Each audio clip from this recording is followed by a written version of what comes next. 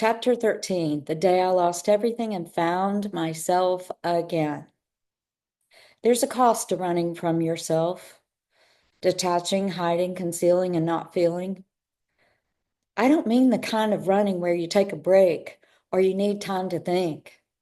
I mean the kind where you silence your own voice, bury your gifts, and pretend you're someone you're not just to survive in a world that doesn't understand you. I did that for over a decade, and it nearly destroyed me. But before we go there, let me tell you how it started. After my awakening at 11, when the voice came, when my senses opened, when I began to know things I couldn't explain, I was flooded with more truth than I knew how to hold. I could feel people's pain, hear their thoughts, sense their lies. It wasn't scary. It was just too much for me. One day, overwhelmed and exhausted, I lifted my face to the sky and shook my fist, and I said, God, I can't do this anymore. I'm not ready. I don't know how to live in this world and hold this love at the same time. If there ever comes a day that I can walk in these abilities with maturity and love, and give them back to me. But for now, please stop sending people to me for me to heal. Stop sending me people with their issues. I'm overwhelmed and I'm too immature to deal with it. And Spirit did. The voice went silent. The knowing dulled. And my connection faded like a dream. I wasn't sure if it had ever been real. For 13 years, I lived in that silence intentionally. No prayer, no real acknowledgement of intuition, no communion with spirit, just trying to be normal, trying to blend in, trying to survive, going through a really bad divorce that almost killed me. My life was in danger. And then I married a man who reflected my own disempowerment. I poured myself into relationships that asked me to shrink. I let others make decisions for me, speak for me, define me. I abandoned myself because I thought it would be easier than trying to find one person on the planet that understood. But the longer I stayed away from who I truly was, the more the foundation of my life began to crack, until finally it crumbled.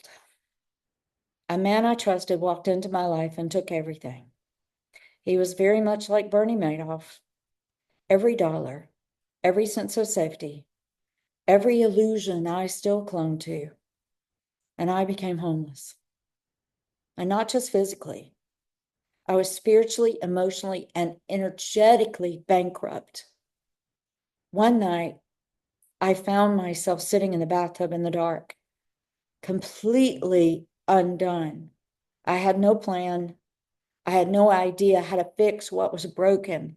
And I remember thinking, maybe this is it. Maybe you have gone as far as you can in this lifetime. Just kill yourself. I decided to commit suicide. But before I could, my phone went up and a text came through. And my best friend Robin said, I was told to send this money to you. I love you. I was elated and upset. I knew then that I had to say, to stay. It wasn't the money that saved me. It was the energy behind it. I knew then I wasn't alone, and my best friend felt me.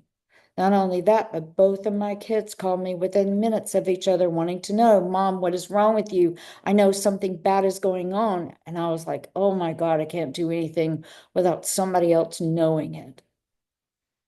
Her intuition and that of my kids reached across the veil and found me in the dark.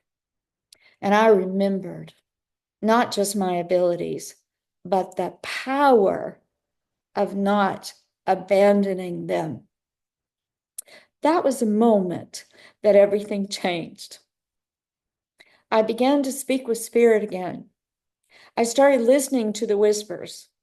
I said yes, not to the version of me that I thought the world wanted, but to the soul that I had buried 13 years before, denying. I reclaimed my gifts and abilities, and with them, I rebuilt my life. I created what would become the Breakthrough Manifestation Code. It's a process for co-creating with spirit, replacing your order with the universe with precision and power. And the results? I paid off $60,000 in debt in 4 months. How do you do that when you're not really making that much money? I went from making $55,000 to $294,000 in 1 year. That is an increase of 434%. I walked out of homelessness and into abundance. And most importantly, I came back home to myself. I no longer apologized for who I was. I no longer begged for acceptance. I stood in my truth and I watched everything real rise to meet me. Because here's what I now know without a doubt.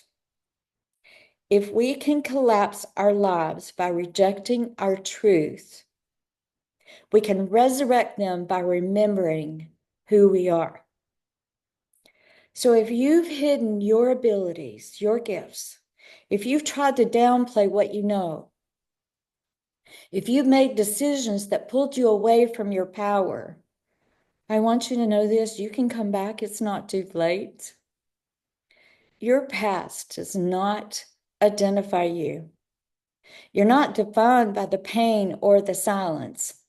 You're more than you've ever been taught to believe.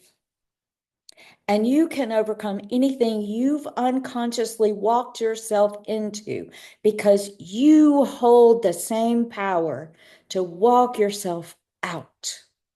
And that's why I wrote this book. Not just to share what I've lived through, but to show you what's already inside of you. Your gifts and your abilities are not a burden. They are your birthright.